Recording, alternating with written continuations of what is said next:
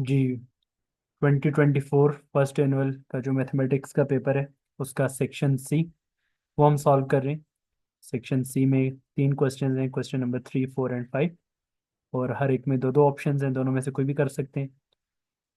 और कोशिश करेंगे हम इस वीडियो में तीनों क्वेश्चन जो है वो सॉल्व करें। क्वेश्चन नंबर 3 है जिसमें लिखा हुआ है using componendo dividendo theorem. Using componendo dividendo theorem prove that, prove करना है आपने x+7a by x-7a plus x+7b by x-7b is equal to 2 if x is equal to 14ab upon a+b। बहुत ही आसान क्वेश्चन है। आप x is equal to 14ab को दो parts में ब्रेक करेंगे और इसको लिख लेंगे 7a इंटू 2b, क्योंकि 7a और 2b को मल्टीप्लाई करें तो 14ab आ जाता है। और इसका जो 7a का पोर्शन है उसको आप लेफ्ट साइड पे नीचे डिवाइड करवा देंगे। अब लेफ्ट साइड पे जब आपने नीचे डिवाइड करवा दिया तो अब आप क्या करेंगे, अप्लाई कर देंगे कंपोनेंडो डिविडेंडो थ्योरम। तो बाय कंपोनेंडो डिविडेंडो थ्योरम, तो कंपोनेंडो डिविडेंडो थ्योरम बेसिकली है क्या, आप जो न्यूमरेटर वाली टर्म है उसको उसके अंदर डिनोमिनेटर ऐड करेंगे और डिनोमिनेटर में उसको क्या करेंगे, सब्ट्रैक्ट करेंगे। जो न्यूमरेटर है उसमें डिनोमिनेटर को न्यूमरेटर में ऐड करेंगे और डिनोमिनेटर में उसको सब्ट्रैक्ट करेंगे। This is componendo dividendo theorem. अब यहाँ पे नेक्स्ट फिर आप x+7a अपॉन x-7a किसके इक्वल आ जाएगा, ये इक्वल आ जाएगा 2a+b। 2b+b कितना आ जाएगा, 3b प्लस ए, और डिनोमिनेटर में 2b में से b सब्ट्रैक्ट होगा तो b- a आ जाएगा। और इसको आप नेम अलॉट कर देंगे इक्वेशन नंबर 1। अब दूसरा आपके पास जो 14ab है उसको आप ब्रेक करेंगे as x is equal to, अब उसको आप लिख लेंगे 7b इंटू 2a। और अब जो आपके पास 7b है उसको आप डिनोमिनेटर में लेकर आएंगे तो ये बन जाएगा x/7b is equal to 2a upon a+b। इस पे अब आप अप्लाई कर देंगे कंपोनेंडो डिविडेंडो थ्योरम। तो बाई कंपोनेंडो डिविडेंडो थ्योरम तो ये आएगा x+7b अपॉन x-7b, और इसी तरीके से 2a+a+b। और नीचे अब इसको सब्ट्रैक्ट करेंगे तो -a-b आ जाएगा। x+7a अपॉन x-7b की वैल्यू आ जाएगी 3a+b divided by a-b।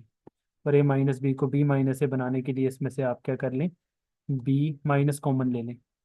Minus common लेंगे तो ये भी b- आ जाएगा, और ये माइनस आप शुरू में लिख लेंगे, ये आ जाएगा -3a-b अपॉन b-a। ये हमने b- इस वजह से बनाया क्योंकि जो इक्वेशन नंबर 1 है उसमें हमारा डिनोमिनेटर b- है, ताकि जब आप एलसीएम लें तो एलसीएम लेने में आपको प्रॉब्लम ना हो। अब ये दो इक्वेशंस जो हमारे पास आ चुकी हैं, अब इन दो इक्वेशन को आपने ऐड करना है या सब्ट्रैक्ट करना है, वो आपने देखना होगा कि क्वेश्चन में क्या है। तो क्वेश्चन में प्लस लिखा हुआ है तो आप लिखेंगे एडिंग इक्वेशन 1 एंड 2। इक्वेशन 1 और 2 को आप क्या कर लें, ऐड कर लें। ये बनेगा आपके पास x+7a बाय x-7a और x+7b by x-7b। Left hand side में आपने ऐड कर ली, ये लेफ्ट हैंड साइड को लेफ्ट हैंड साइड में आपने ऐड कर लिया, और राइट हैंड साइड को राइट हैंड साइड में ऐड करेंगे तो ये आ जाएगा 3b+a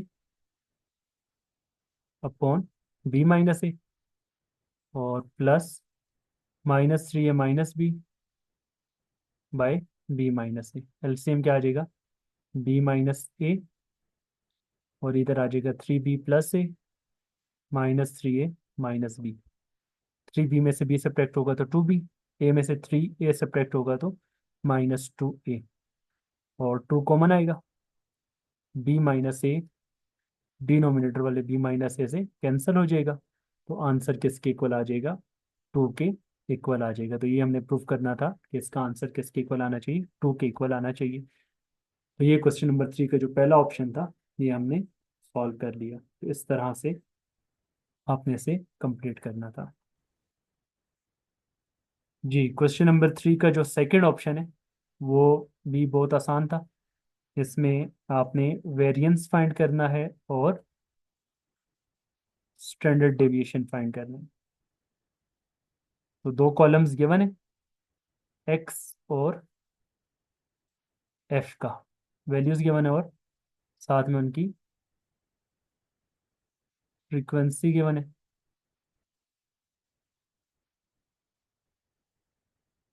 एक्स और एफ, ये दो कॉलम्स हमें गिवन है। एक्स है 7 वैल्यूज एक्स की गिवन है।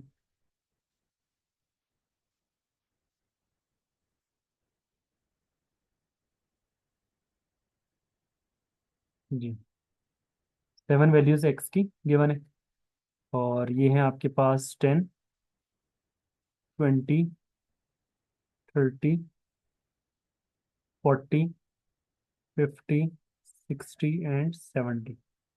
और जो फ्रिक्वेंसीज हैं वो हैं 1 2 3 3 4, 1 2 3 3 4 2 1। ये दो कॉलम्स गिवन है और इन दो कॉलम्स के ज़रिए से आपने फ्रीक्वेंसी भी फाइंड करनी है, सॉरी वेरिएंस भी फाइंड करना है और स्टैंडर्ड डेविएशन भी फाइंड करना है। तो इसका जो फार्मूला है वो ग्रुप डेटा, ठीक है, मतलब जिसमें आपके पास ये फ्रीक्वेंसी और वैल्यूज गिवन हो तो ग्रुप डेटा में आ जाते हैं। उसका फार्मूला रिकॉल कर लें, क्या फार्मूला था वेरिएंस का। वेरिएंस का हमारे पास जो फार्मूला था इस केस में ग्रुप डेटा में वो था sigma F x square by sigma F minus sigma F x upon sigma F का होल स्केयर। ठीक है, ये फार्मूला है और इसी के ऊपर जब अंडर रूट आ जाएगा तो वो स्टैंडर्ड डेविएशन आ जाएगा। उसके लिए अब हमें कितने मजीद कॉलम्स रिक्वायर्ड हैं। एक हमें एक्स स्केयर का कॉलम रिक्वायर्ड होगा, ठीक है। फिर हमें एक एफ एक्स का कॉलम रिक्वायर्ड होगा और इसी तरह से एक हमें फिर एफ एक्स स्केयर का कॉलम रिक्वायर्ड होगा। तो टोटल हमें 3 मजीद कॉलम्स जो है वो रिक्वायर्ड होंगे। तो एक्स स्केयर करते चले जाएं। जो आपके पास वैल्यूज ऑलरेडी एक्स की गिवन है उनका स्केयर करेंगे तो 10 का स्केयर क्या आ जाएगा 100 आ जाएगा, 20 का स्केयर 400 आ जाएगा, 30 का 900 आ जाएगा, 40 का 1600 और 50 का 2500, 60 का 3600 और 70 का 4900। फिर एफ और एक्स वाली वैल्यूज को आपस में मल्टीप्लाई करें, करते जाएं। 10 into 1 10, 20 into 2 40, 30 into 3 90, 40 into 3 120, 50 into 4 200, 60 into 2 120, 70 into 1 70। और अब एफ को एक्स स्केयर वाली टर्म से मल्टीप्लाई करेंगे तो 100 into 1 100, 400 into 2 800, 900 into 3 2700, 1600 into 3 6400, 2500 into 4 10,000,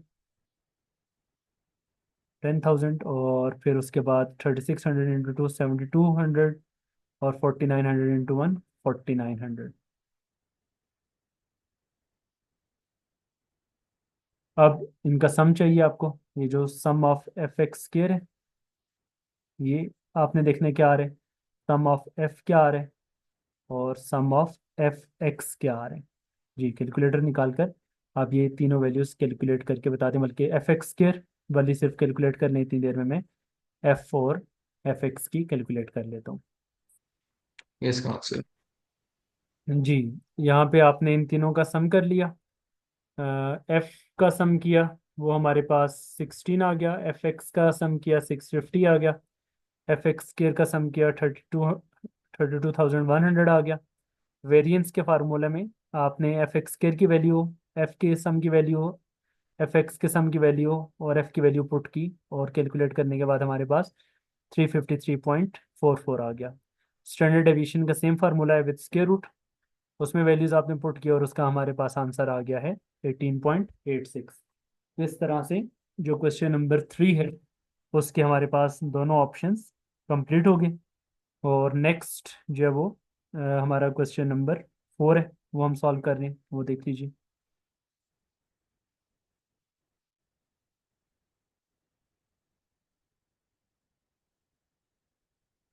जी, फेडरल बोर्ड 2024 का फर्स्ट एनुअल का पेपर हम सॉल्व कर रहे हैं, और इसमें जो क्वेश्चन नंबर 4 है, इसमें थ्योरम की स्टेटमेंट है, if two arcs of a circle are congruent, if two arcs of a circle are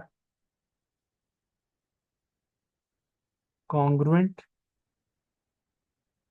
then the corresponding chords are equal. Then the corresponding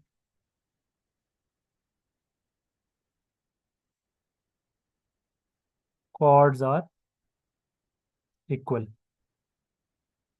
ये हमने प्रूव करना है, और साथ में two arcs of a circle के साथ of congruent circles, are of congruent circles, ये हमने प्रूफ करना है। बहुत ही आसान चैप्टर नंबर 11 का ये थ्योरम है, और बहुत ही सिंपल है। इसमें हमारे पास आर्क्स सर्कल के जो वो कॉन्ग्रुएंट हैं, तो आपने बताना है कि उनके जो करस्पॉन्डिंग कॉर्ड्स होंगे वो भी इक्वल होंगे। उसके लिए हम दो सर्कल ड्रॉ कर लेंगे, ठीक है, और उनके जो आर्क्स हैं उनको आपने इक्वल ले लेना है, ठीक है। तो हमने दो सर्कल कंसिडर कर लिए, और एक सर्कल को हमने नेम अलॉट कर दिया ABCD, और दूसरे को आप नेम अलॉट कर देंगे ABCD, और दूसरे को नेम अलॉट कर दें A', B', C' and D'। तो हमने प्रूव करने के ये जो कार्ड AC है और ये जो कार्ड A', C' है, ये आपस में क्या है, इक्वल है। तो गिवन में हम क्या लिखेंगे कि ABCD and A', B', C', D' are two congruent circles with center O and O' respectively, ठीक है। ये दो आपने जो है वो सर्कल्स ले लिए, और आर्क्स कौन कौन से ले रहे हैं, इसमें आर्क ADC और इसमें आर्क A', D', C'। इन दोनों को आप इक्वल कंसिडर कर रहे हैं, so that measurement of arc ADC, और आर्क के लिए ये सिंबल होता है, is equal to measurement of arc A', D', C'। These two arcs are equal.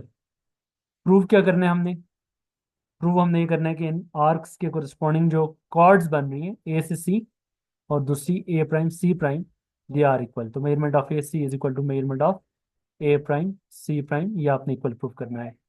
Construction हम क्या कर रहे हैं, कंस्ट्रक्शन हम ये कर रहे हैं कि आप जो सेंटर है O, उसको ज्वाइन कर लें, ठीक है, O को ज्वाइन कर लें AC के साथ, और दूसरा जो सेंटर है O', उसको ज्वाइन कर लें A' और C' के साथ। ये हमारी क्या आ गई, कंस्ट्रक्शन आ गई। तो कंस्ट्रक्शन में आप क्या लिखेंगे, join O with A, join O with A and C, और O' with A' and C', ठीक है, so that we have, so two triangles are formed, so two triangles OAC and O', A', C' formed, ठीक है। ये दो triangles हमारी first form हो गई। लास्ट प्रूफ, और प्रूफ में statements and reasons, statements and reasons में आप बारी बारी जो आर्क्स हैं उनको कंसिडर करेंगे। तो दो आर्क्स हमारे पास है, measurement of ADC and measurement of A', D', C'। तो आप लिखेंगे measurement of ADC arc is equal to measurement of A', D', C'। ये दोनों आर्क्स आपस में क्या है, इक्वल है, गिवन था हमारे पास।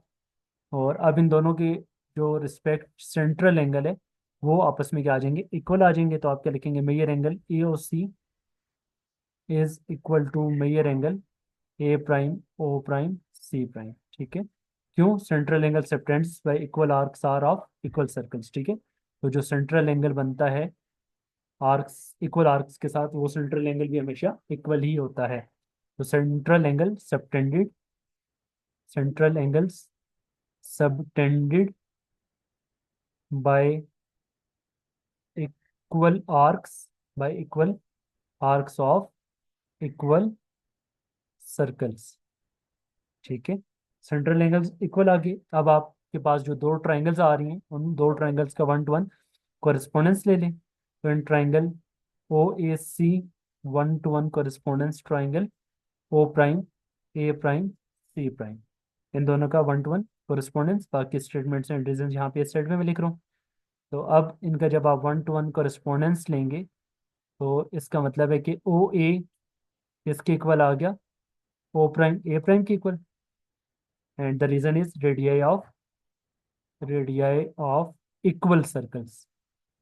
जब आपके पास सर्कल्स इक्वल हैं तो उनके रेडियाई भी इक्वल ही आ जाएंगे। इसी तरीके से ओ सी किसके इक्वल आ जाएगा, ओ प्राइम सी प्राइम के इक्वल आ जाएगा। O C is equal to O prime C prime and the reason is radii of equal circles.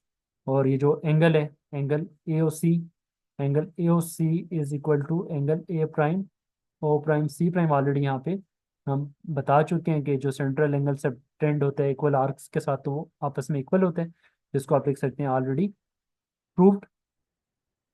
This mean आपके पास both triangles, triangle O A C is congruent to triangle O prime A prime C prime and the reason is side angle side postulate, side angle side is congruent to side angle side, and if two triangles are congruent then their corresponding sides are also congruent.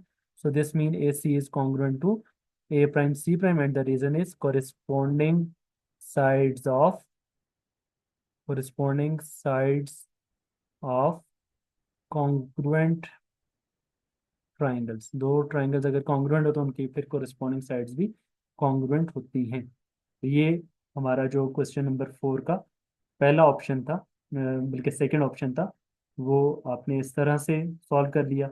अब जो इसका दूसरा option है, तो इसका alternate part हमारे पास था, उसको हम सॉल्व कर रहे हैं। वो भी बहुत ही आसान क्वेश्चन है, वो देख लीजिए।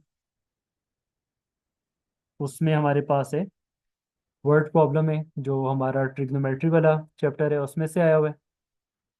क्वेश्चन नंबर 4, उसमें है find the height of a tree. Height of tree हमने फाइंड करनी है। Height of tree is equal to question mark if its shadow decreased by 10 centimeter when the depression angle of the sun rays changed from 30 to 45 degree. ये जो shadow है, shadow कितना decrease हो रहा है, shadow decreased by 10 metre, by 10 metre, 10 metre shadow decrease हो रहे हैं। अगर एंगल ऑफ डिप्रेशन जो है वो, एंगल ऑफ डिप्रेशन कितना चेंज हो, एंगल ऑफ डिप्रेशन अगर चेंज हो, changes 30 degree to 45 degree, 30 degree से चेंज होकर अगर वो 45 डिग्री आ जाए, तो इसका मतलब है कि जो ट्री का शेडो है वो 10 मीटर डिक्रीज हो जाएगा। तो हमने फाइंड क्या करना है, find height of tree. Tree की हाइट आपने फाइंड करनी है। तो लेट्स सपोज ये ट्री है, ठीक है, दिस इज ट्री, और ये उसका शेडो है। ठीक है, तो इसके साथ जो एंगल ऑफ डिप्रेशन बन रहा है, angle of depression, angle of depression बन रहा है, दिस इज इनिशियली, ये एंगल 45 डिग्री है। ठीक है, आपके पास ये बल्कि 30 डिग्री है, सॉरी 30 डिग्री है। इस पॉइंट को थोड़ा सा आगे कंसिडर कर लेते हैं जी। तो यहाँ पे आप बना लें, ये लेट्स सपोज यहाँ पे ये इसका शेडो बन रहा है। ठीक है, शेडो, अब इनिशियली जो एंगल आ रहा है डेट इज 30 डिग्री। तो एंगल ऑफ डिप्रेशन ये जो बन रहा है दिस इज 30 डिग्री, ये 30 डिग्री आ रहा है।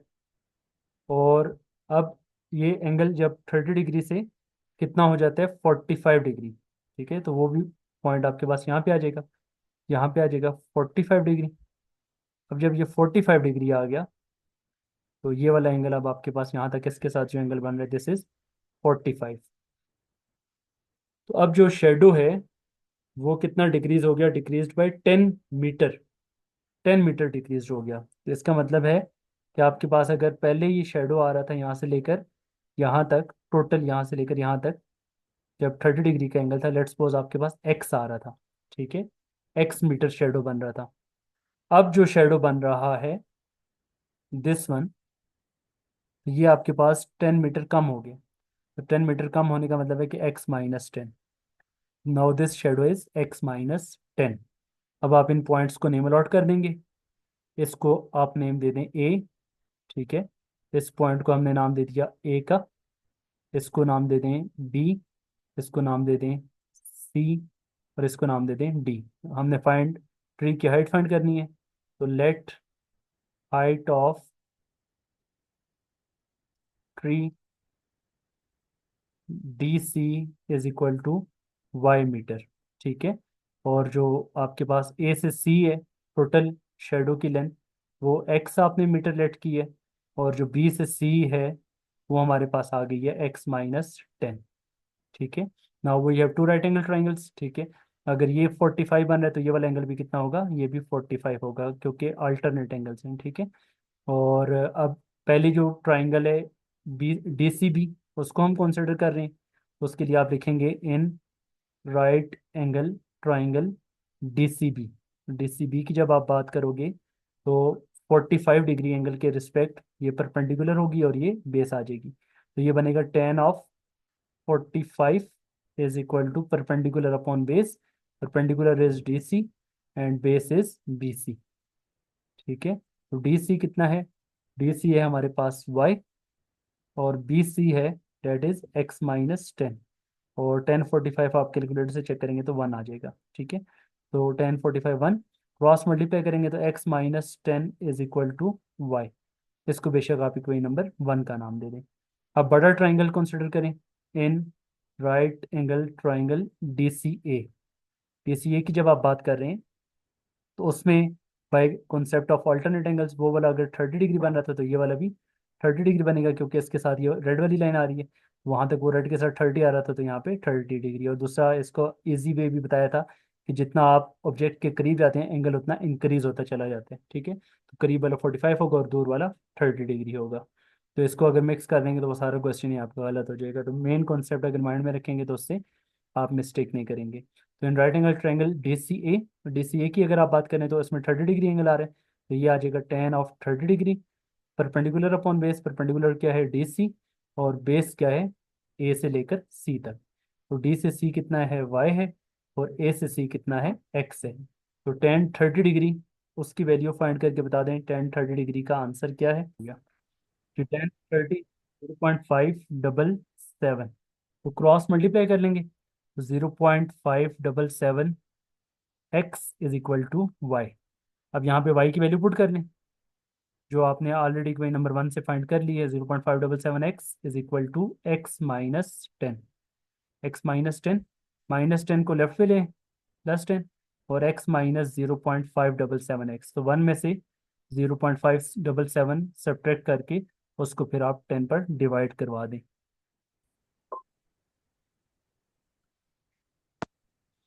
ये हमारे पास जो x है वो आफ्टर कैलकुलेशन ये आ गया 23.64 मीटर, और y हमारे पास आ जाएगा। तो y क्या है, x-10 मीन 23.64 - 10, तो ये आ गया 13.64 मीटर।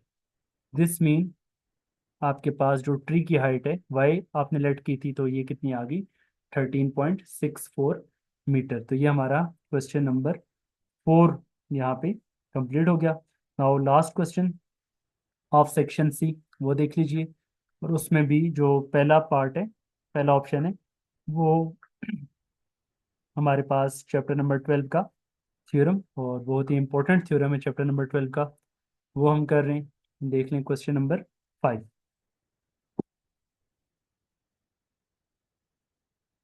क्वेश्चन नंबर 5 की जो स्टेटमेंट है वो है, if the measure of the central angle of minor arc of a circle is double that of the angle subtended by the corresponding major arc. तो ये 12.1 आपकी बुक का जो थ्योरम है, वो उसकी स्टेटमेंट आई हुई है। इसको अभी हम प्रूफ करते हैं। तो आप उसके लिए आप सर्कल बना लें, बहुत ही आसान है। और सर्कल का अब जो आपके पास सेंट्रल एंगल है और सरकम जो सेंट्रल एंगल है और सरकम एंगल है, उसको देख लें। तो उसके लिए आपने जो सर्कल की आर्क है वो क्या कंसिडर करेंगे, यहाँ पे पॉइंट्स आप ले लें। ए, यहाँ पे आपके पास आ गया बी, यहाँ पे पॉइंट आ गया सी, और ये पॉइंट आपके पास आ गया डी। ठीक है। तो ए सी आर्क हम कंसिडर कर रहे हैं। ठीक है।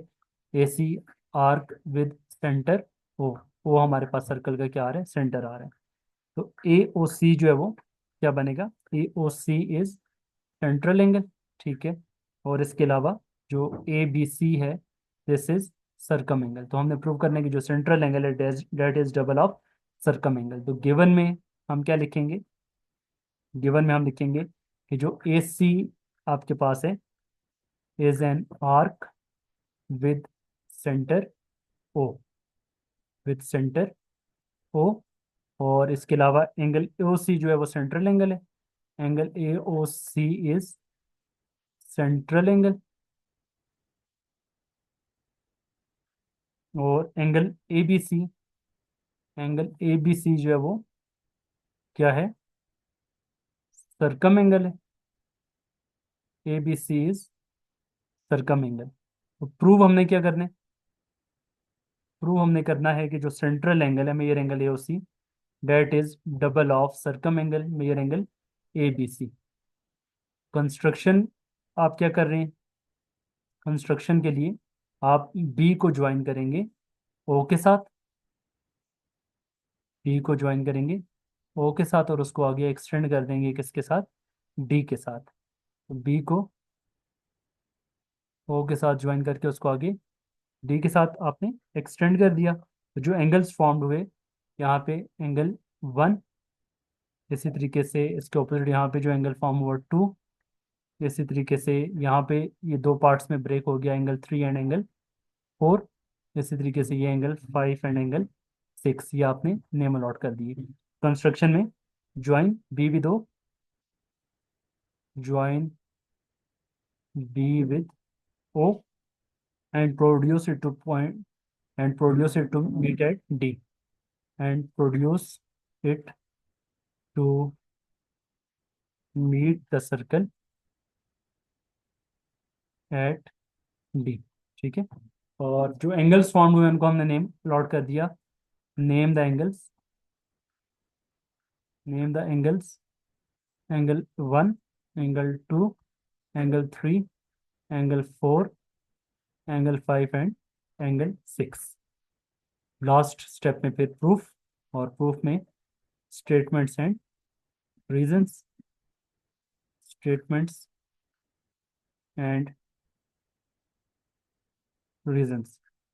तो इसमें जो आपके पास ये अलग से मैं बना लूँ, यहाँ पे ए बी सेंटर ओ, तो आपके पास ये एंगल और ये एंगल इक्वल होंगे। क्यों, क्योंकि ये भी रेडियस है, ये भी रेडियस है। अगर दो साइड्स इक्वल हैं तो आपके पास इनके ये जो कोरिस्पोंडिंग एंगल्स हैं ये भी क्या आ जाएंगे, इक्वल आ जाएंगे। तो पहला आप क्या लिखेंगे, जो मेजर एंगल 1 है that is equal to measure angle 3, angles opposite to equal sides. ठीक है, angles opposite to equal sides. इसी तरीके से एंगल 2 किसके इक्वल आ जाएगा, दूसरे ट्रायंगल में, वो अगर अलग से हम बनाएं, यो ये वाली, ये दो रेडियाई आ रहे हैं। कौन कौन से, ओ सी और ओ बी, ये दो एंगल्स भी इक्वल आ जाएंगे, एंगल 2 एंड एंगल 4। तो measure angle 2 is equal to measure angle 4 with same reasons, angles opposite to equal sides. और अब ये जो बाहर वाला एंगल, एंगल 5 है, ये आपके पास इन दोनों एंगल्स के सम के इक्वल होगा, 1 और 3 के। क्या लिखेंगे, major angle 5 is equal to sum of major angle 1 plus major angle 3। तो रीजन क्या लिखेंगे, external angle is the sum of internal opposite angles, ठीक है। ये जो आपके पास एक्सटीरियर एंगल है या एक्सटर्नल एंगल है, वो हमेशा is equal to sum of non adjacent internal angles, ठीक है। इंटरनल एंगल्स लिख सकते हैं या इंटीरियर एंगल्स लिख सकते हैं। इसी तरह जो एंगल 6 होगा, वो एंगल 2 और एंगल 4 के सम के इक्वल आ जाएगा। और इसमें भी सेम यही रीजन लिखेंगे कि जो एक्सटर्नल एंगल है, that is always equal to the sum of non adjacent interior angles, जो आपने प्रीवियस ये वाला रीजन लिखी है। अब इसको आप बेशक इक्वेशन ए का नाम दे दें या 1 का नाम दे दें, इसको 2 का नाम दे दें, और इन दोनों को आपस में क्या कर दें, ऐड कर दें। दोनों को ऐड करेंगे तो लेफ्ट हैंड साइड में ऐड होगी, राइट हैंड साइड में ऐड हो जाएगी। 1, 2, 3 एंड 4, ठीक है। अब यहाँ पे 1 और 3 इक्वल थे, ठीक है। तो आप 1 की जगह पे भी क्या लिख दें, 3 लिख दें। और 2 और 4 इक्वल है, तो 2 की जगह पे आप 4 लिख दें। तो sum of M measure angle 3 plus major angle 3 कितना आ जाएगा, 2 टाइम्स मेजर एंगल 3 और 2 टाइम्स मेजर एंगल 4। 2 कॉमन आ जाएगा, मेजर एंगल 3 और मेजर एंगल 4 को कंबाइन करें तो सरकम एंगल आ रहा है कौन सा वाला, major angle A B C. और 5 और 6 को कंबाइन करें तो सेंट्रल एंगल आ रहा है मेजर एंगल ए ओ सी। तो यही आपने प्रूफ करना था कि जो सेंट्रल एंगल है that is double of circum angle.